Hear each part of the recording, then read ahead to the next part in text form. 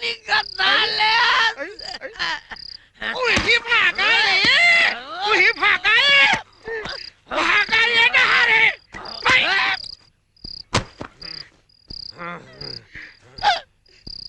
काकी फुट गए जब भाई सिरा भागा काटा तुम चल मार दूंगी खाना दे मेरे को गाना मार के तू नाल को के आले गोला तो चले ना पहले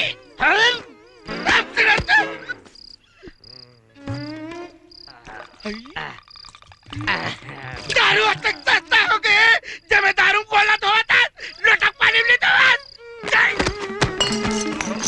लोटक पानी में तो दारू तक सस्ता हो गए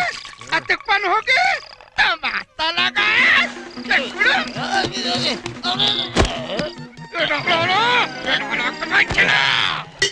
खाना दे मेरे को ए भागा अरे भागा जल्दी ला पे अबे लाना ये देख लाना था लेना खाना खाना वो मास्टर इन घर के साग लाने हो वो हट साले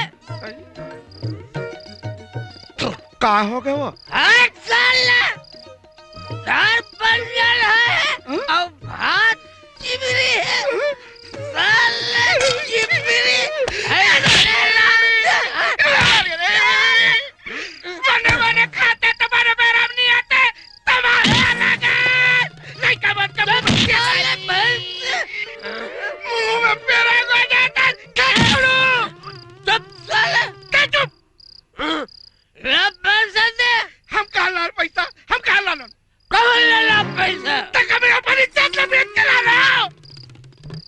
एलो देना कहाँ जाता तू जा वारे दारू वाले